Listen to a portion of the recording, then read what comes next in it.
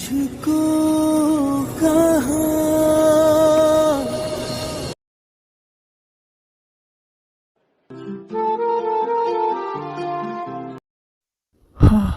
കർത്താവേ കർത്താവേ ഒരുമാതിരി പുറത്തോടെ പരിപാടി കാണിക്കരുത് കേട്ടോ.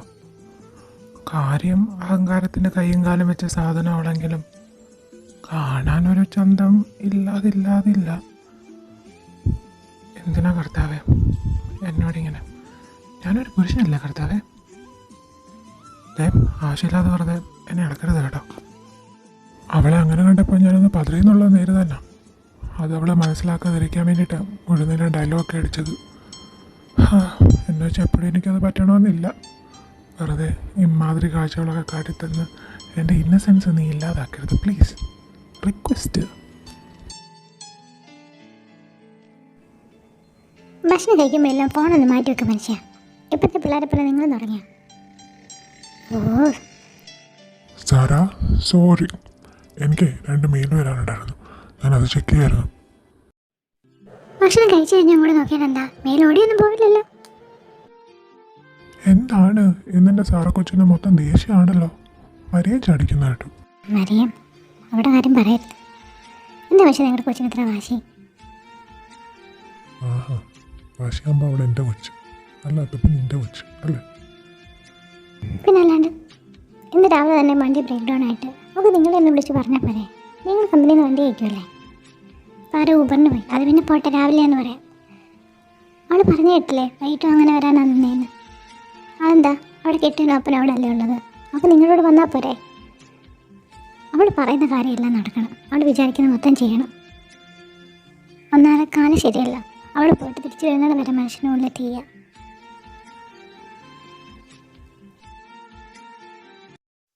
ഓ സാറേ, താൻ എന്തിനിങ്ങനെ അനാവശ്യമായിട്ട് സ്ട്രെസ് എടുക്കുന്നത്? ഇതൊക്കെ നിസ്സാര കാര്യമല്ലേ. അവളെ നോക്കാൻ അവൾക്കറിയാം. താൻ ഇങ്ങനെ അവളുടെ അടുത്ത് ഓവർ പ്രൊട്ടക്റ്റീവായിട്ട് തനിക്കും അവൾക്ക് ഒരേപോലെ ടെൻഷനുണ്ട്. എൻ്റെ കൊച്ചിൻ്റെ കാര്യം പിന്നെ ഞാൻ അല്ലാണ്ട് വേറെ ആരെല്ലാം നോക്കും. ഒന്നേ ഉള്ളെങ്കിലും ഒലക്കെ കടിക്കണമെന്ന്. അതങ്ങനെ അവളെ വീർക്കിൽ പോലും എടുത്ത് അടിക്കാൻ നിങ്ങൾ സമ്മതിച്ചിട്ടില്ലല്ലോ, അതിൻ്റെ. ഓ പിന്നെ ഒന്നും നുള്ളു പോലും ചെയ്യാത്ത നീയായി പറയുന്നത്. എൻ്റെ സാറാ, നീ ഇങ്ങനെ ഓവർ പ്രൊട്ടക്റ്റീവായിട്ട് ഇടവും വല്ല അവിടെ നടന്നു കഴിഞ്ഞാൽ അവൾക്ക് പിന്നെ അത് വലിയ ദേഷ്യമാകും കേട്ടോ. നീ കാണിക്കുന്ന ഈ ഒരു സ്നേഹക്കൂടുതലും കരുതലും ഒന്നും അവൾക്ക് മനസ്സിലാവണമെന്നില്ല. ആ ഒരു പ്രായമല്ല അവൾക്ക്. അതൊക്കെ അവൾ പിന്നീട് മനസ്സിലായിക്കോളും. നീ അവൾക്ക് കുറച്ച് സമാധാനം കൊടുക്കുക. നീ സമാധാനമായിട്ട് അവൾ പൊക്കോട്ടെ, അവൾക്ക് ഇഷ്ടമുള്ളതൊക്കെ ചെയ്തോട്ടെ. പക്ഷേ നമ്മളോട് കാണിക്കുന്ന ഈ വാശിയും ദേഷ്യമൊക്കെ നമുക്ക് മനസ്സിലാക്കാം. പക്ഷേ ഡെവി അവനോട് എന്തിനാ?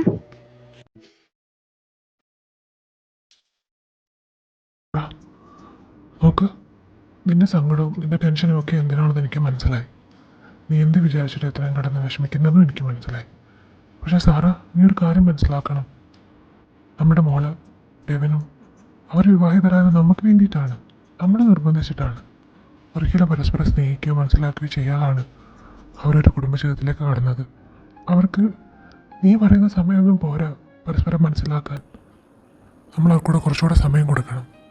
ഒരമ്മയുടെ വേവലാതിയും പേടിയും വിഷമവും ഒക്കെ എനിക്ക് മനസ്സിലാവും. പക്ഷേ നമ്മൾ ധൃതി കൂടിയിട്ട് ഒരു കാര്യമില്ല. അവർ 2 വ്യക്തികളാണ്. അവരുടെ ഇഷ്ടവും താല്പര്യമൊന്നും മനസ്സിലാക്കാതെ ഒരു അച്ഛനമ്മ എന്ന നിലയിൽ നമ്മൾ ചിന്തിച്ച് നമ്മുടെ കടമ നിവർത്തി. പക്ഷേ അവർക്ക് ഇനി സമയം വേണം, അത് നീ മനസ്സിലാക്കുക. പിന്നെ നമ്മുടെ മൂക്കൊരബദ്ധം പറ്റി. കുറച്ച് നാൾ മുന്നേ അവിടെ എന്തുമാത്രം വേദനയോടെ കടന്നുപോയെന്ന് നിനക്കറിയാവുന്നതല്ലേ. അവളെ സ്നേഹിക്കുകയും ഒരുപാട് വിശ്വസിക്കുകയും ചെയ്ത ഒരാൾ അവിടെ ജീവിതത്തിലേക്ക് കടന്നു വന്നു. അതിൽ അവളെക്കാട് സന്തോഷം എനിക്കായിരുന്നു. എൻ്റെ മോടെ ചോയ്സ് നല്ലതാണെന്ന് ഞാനും വിശ്വസിച്ചു. നീ പലതവണ പറഞ്ഞപ്പോഴും ഞാനതൊന്നും കാര്യമാക്കിയില്ല.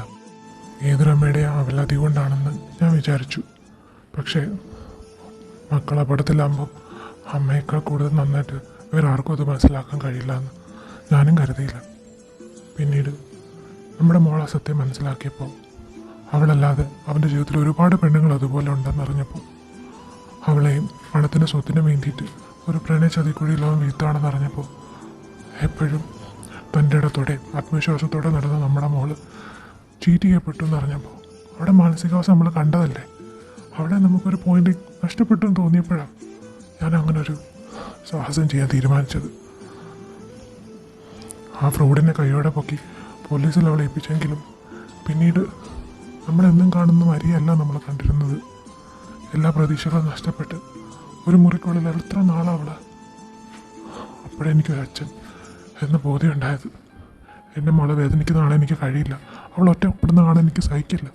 അതുകൊണ്ട് തന്നെയാണ് ദേവൻ നമ്മുടെ ജീവിതത്തിലേക്ക് കടന്നു വന്നത്. കമ്പനിയിൽ എംപ്ലോയി ആയിരുന്നപ്പോഴും അവനോട് എനിക്കൊരു പ്രത്യേക വാത്സല്യ സ്നേഹം ഉണ്ടായിരുന്നു. എഫിഷ്യൻ്റ് എന്നതിലപ്പുറം ഒരു നല്ല മനുഷ്യനായിരുന്നു അവൻ. ഓരോ തവണ നമ്മൾ അവനെ അടുത്തറിയുമ്പോഴും എൻ്റെ മനസ്സിൽ അവനോട് കൂടുതൽ സ്നേഹവും വാത്സല്യവും ഉണ്ടായിരുന്നു. ഒരു മകനോടെന്ന പോലെ.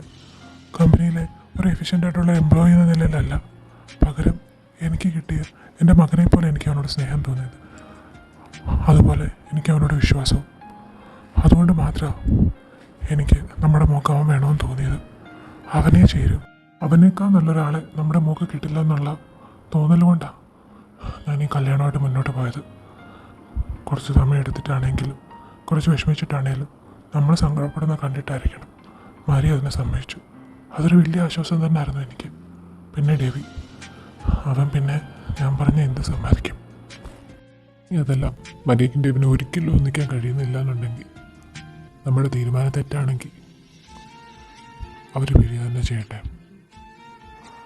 അതിലിപ്പോൾ നമുക്ക് വേറൊന്നും ചെയ്യാനില്ല. നമ്മുടെ സ്വാർത്ഥത കൊണ്ട് നമ്മളതങ്ങനെ ചെയ്തു. അവരുടെ ചിന്തകളോ അവരുടെ ആഗ്രഹങ്ങളോ ഒന്നും നമ്മൾ നോക്കിയില്ല. പരസ്പരം അവർ ചേരും എന്നുള്ള ചിന്ത കൊണ്ടാണ്. പക്ഷെ അത് തെറ്റായിരുന്നുവെങ്കിൽ അത് അതിൻ്റെ വഴിക്ക് നടക്കട്ടെ. എന്തായാലും ഇപ്പം നീ കുറച്ച് സമാധാനമായിട്ടിരിക്കുക. നീ ഇങ്ങനെ വെപ്രാളപ്പെടുന്ന കാണുമ്പോൾ എനിക്കൊരു സമാധാനം ഇല്ല സാറാ. മര്യാദ ഇപ്പം നീ കാണിക്കുന്ന ഓവർ പ്രൊട്ടക്റ്റീവ്നെസ്സും ഇടവും വല്ലതും വിടാതെ നീ എപ്പോഴും അവിടെ കൂടെ ഇങ്ങനെ നടക്കുന്നതും ഒക്കെ അവളോടുള്ള പേടി കൊണ്ടാണെന്ന് എനിക്കറിയാം. അത് ആ ഫ്രോഡിനെ അവൾ പോലീസിൽ ഏൽപ്പിച്ചതിന് അവൻ നമ്മുടെ മോളെ അപായപ്പെടുത്തുമെന്ന് പറഞ്ഞു. അന്ന് തുടങ്ങിയതല്ലേ നിൻ്റെ ഈ വെപ്രാളവും ഭയമൊക്കെ. അതിൻ്റെ ഓരോ ആവശ്യമില്ല. ഞാൻ എൻ്റെ മോളെ പ്രൊട്ടക്റ്റ് ചെയ്യും. നിനക്കെന്നെ ഒരു വിശ്വാസമില്ലേ സാറാ? മരിയ എൻ്റെ മകളാണ്. എൻ്റെ മകളെ ആരെങ്കിലും അപകടപ്പെടുത്താൻ നോക്കിക്കഴിഞ്ഞാൽ കൈയും കെട്ട് ഞാൻ നോക്കി നിൽക്കുമെന്ന് നിനക്ക് തോന്നുന്നുണ്ടോ? വെറുതെ ആവശ്യമില്ലാതെ നീ ഇങ്ങനെ ഓരോ ടെൻഷൻ അടിച്ച് ബി പി കൂട്ടല്ലേ. പിന്നെ ഇപ്പോൾ അവൾക്ക് എന്നെക്കാട്ടും എടുക്കുന്ന ഒരു കെട്ടിയവനും കൂടെ ഉണ്ട്. അപ്പം മാത്രമല്ല, അതുകൊണ്ട് നീ അത് വിടും. അല്ല, വലിയ ബിസിനസ്സുകാരൻ നൈനാൻ ജേക്കബിൻ്റെ മോള് സാറ ജേക്കബ് തന്നെ അല്ലേ നീ? എനിക്ക് നല്ല സംശയമുണ്ട്. അതാ കാരണം ആ ബിസിനസ് കുടുംബത്തിൽ ജനിച്ച് വളർന്ന് നിൻ്റെ അപ്പൻ്റെയും നിൻ്റെ ഏട്ടായുടെയും ഒക്കെ ഓരോ സ്ട്രഗിൾസും ദിവസേന കണ്ട് വളർന്ന് നിനക്ക് എങ്ങനെ സാർ ആരോ എന്തോ പറഞ്ഞെന്ന് പറഞ്ഞ് ഇങ്ങനെ പേടിച്ചിരിക്കാൻ പറ്റുന്നു? നിൻ്റെ ജീവിതം മുഴുവൻ അവരുടെ വഴികളിലൂടെ നീയും പോയതല്ലേ. ഒന്നിലേലും നീയും കുറച്ച് നാൾ ഈ കോർപ്പറേറ്റ് ബോർഡിൽ ജോലി ചെയ്തതല്ലേ. നിൻ്റെ അപ്പം നിന്നെയും ആ കമ്പനിയും എന്നെ ഏൽപ്പിച്ചിട്ട് പോയപ്പോൾ എൻ്റെ ഒപ്പം പിന്നീട് അങ്ങോട്ടുള്ള എല്ലാ ബുദ്ധിമുട്ടിലും നീയും ഉണ്ടായിരുന്നു. അന്നും നമ്മൾ ഒരുപാട് വെല്ലുവിളികൾ നേരിട്ടു, ഒരുപാട് ഭീഷണികൾ നേരിട്ടു. അന്നൊക്കെ എനിക്ക് കൂടുതൽ ധൈര്യം തന്ന നീ ഇപ്പം എന്ത് പറ്റി സാറേ ഇങ്ങനെ? ആരോ എന്താ പറഞ്ഞെന്ന് പറഞ്ഞ്? ഒരമ്മയുടെ മനസ്സും അവലാത്തി നിങ്ങൾക്കൊന്നും പറഞ്ഞാൽ മനസ്സിലാവില്ല. അതൊരു ബിസിനസ് ഡീൽ പോലെയല്ല, അതിലും വലിയ റിസ്ക്കാണ്. ഓ ശരി ശരി, ഇനി ഞാൻ അതിനകത്ത് തർക്കിക്കാൻ വരുന്നില്ല. അതൊക്കെ പോട്ടെ. ഇന്നത്തേന് ഈ ആവലാതികളൊക്കെ ഒന്ന് അങ്ങോട്ട് മാറ്റി വെച്ചേക്കാം. നമുക്ക് കിടക്കാം. പിന്നെ എനിക്ക് മരിയും ഫുഡ് വല്ലതും കഴിച്ചോ? അല്ല, ത്രേസ്യം വെച്ചെടുത്ത് കുറച്ച് ദിവസം ഇല്ലയെന്ന് പറഞ്ഞു. ആ, ഞാൻ ഫുഡൊക്കെ കൊണ്ട് അവിടെ കാസറോളാക്കി വെച്ചിട്ടുണ്ട്. ചൂടാകുന്ന മുമ്പ് രണ്ടോടെ കഴിച്ചാൽ മതിയായിരുന്നു.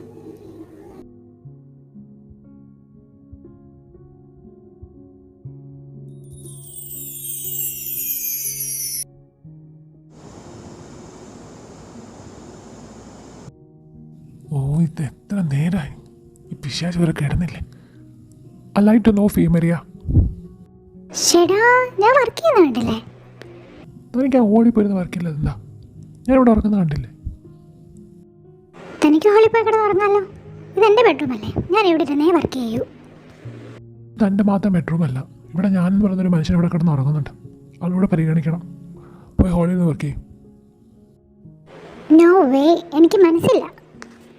അയ്യോ, എനിക്ക് നാളെ മീറ്റിംഗ് ഉണ്ട്. ചുമ്മാ കളിക്കല്ലേ. സോ വാട്ട്, എനിക്ക് നാളെ മീറ്റിംഗ് ഉണ്ട്. എൻ്റെ ഈ ഫയൽ കംപ്ലീറ്റ് ആയാലേ നിങ്ങളുടെ മീറ്റിംഗ് നടക്കൂ. നിങ്ങൾക്കല്ലായിരുന്നു ഇത് നാളെ തന്നെ വേണ്ട ആവശ്യം. ഇന്നിവിടെ മുഴുവൻ തീർത്തിട്ടേ ഞാൻ ഉറങ്ങുന്നുള്ളൂ. അത് എത്ര വെളുപ്പിനെ ആയാലും ശരി. മനുഷ്യനെ ക്ഷമയെ പരീക്ഷിക്കരുത് കേട്ടോ.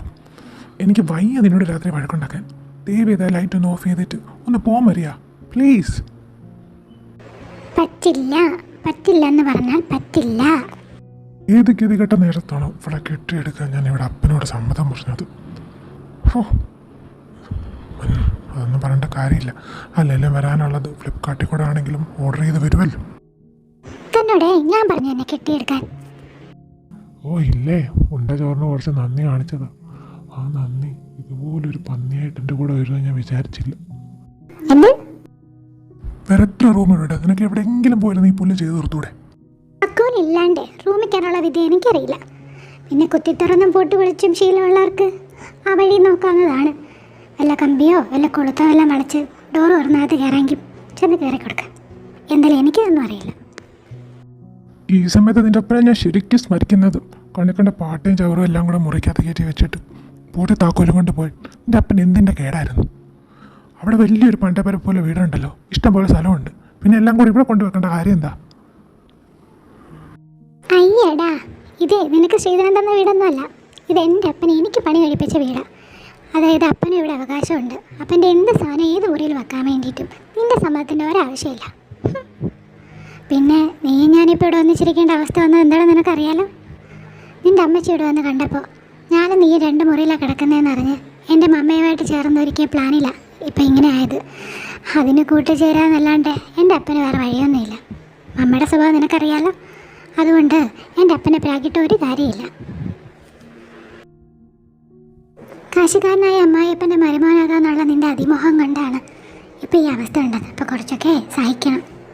എൻ്റെ അപ്പൻ്റെ കാശും കണ്ട് തല്ലി വീണല്ല നീ. അപ്പോൾ ഇതല്ല, ഇതിനപ്പുറം വന്നാലും നീ സഹിച്ചേ മതിയാവും. പെണ്ണെ, നീ നിർത്തിക്കോ. എനിക്ക് ഉറക്കം വന്നത് നിൻ്റെ ഭാഗ്യം. പിന്നെ നട്ടുപ്പതിരായിപ്പോയി. ഇല്ലെങ്കിൽ നിന്നോട് മറുപടി ഞാൻ തന്നേനെ. അത് 1-2 വാക്ക് നിന്നോട് പറഞ്ഞാൽ നീ ഒതുങ്ങുമല്ല. അതിന് ഞാൻ നിനക്ക് വഴിയെ തരുന്നുണ്ട്. നീ ഇത് ചെവിന്നുള്ളി വെച്ചോ. ഐ മാസ്ക് എങ്കിൽ ഐ മാസ്ക്. ഇതുപോലെ ഏതോ ചെന്ന് ലൈറ്റിട്ട് ഏതെങ്കിലും ഒരു തന്നെ ബുദ്ധിമുട്ടിച്ചാണ് രാത്രി മുഴുവൻ. അവനായിരിക്കും ഇത് കണ്ടുപിടിച്ചത്. സ്വോത്രം.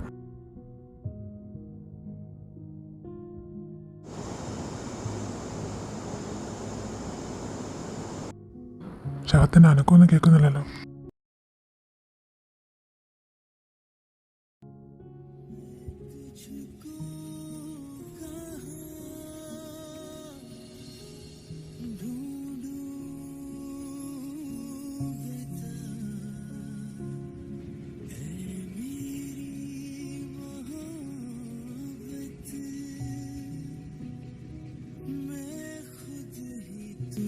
അയ്യടാ, കിടക്കണ കിടപ്പ് കണ്ടില്ലേ?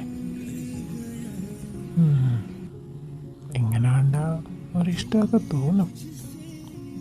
പക്ഷേ തെളിവ് പറയുന്ന പോലെ ഇവിടെ കയ്യിലിരിപ്പ് ആലോചിക്കുമ്പോഴോ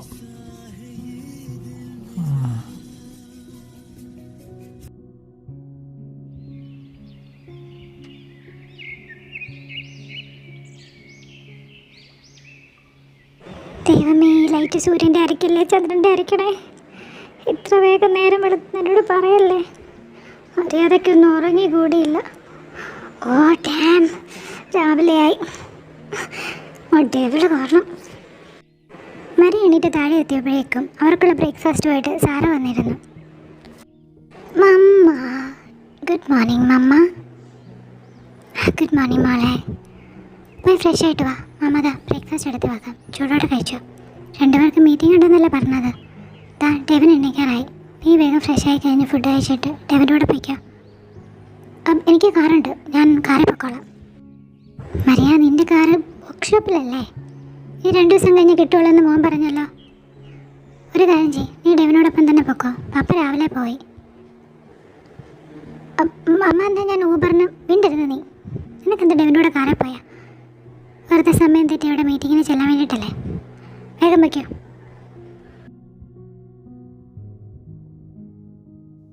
വേഗം വേണം. മീറ്റിങ്ങിന് കുറച്ച് സമയം കൂടെ ഉള്ളൂ. പിന്നെ ഒരുങ്ങി ഫയലടങ്ങിയ പെൻഡ്രൈവ് നിന്നെ എടുക്കാൻ മറക്കണ്ട. ഓ ഇങ്ങനെ ഞാൻ കണ്ടോ മമ്മ, മമ്മയുടെ ഒരു ഡെവിൻ മോൻ്റെ വലിയ ബോസ് കളി. എന്നെ മനഃപൂർവ്വം തോറടിക്കാൻ ഇങ്ങർക്ക് സ്ഥിരം ജോലി ചെയ്ത. നീയും ഒട്ടും മോശമൊന്നുമല്ല മമ്മ. വേഗം കുളിച്ചൊരുങ്ങി ഇറങ്ങാൻ നോക്കണേ. ചിണങ്ങാതെ, ഇല്ലെങ്കിൽ നീ ഇനി എൻ്റെ കയ്യിൽ നിന്ന് വാങ്ങിക്കും. എല്ലാവരെയും അവൻ കയ്യിലെടുത്തു.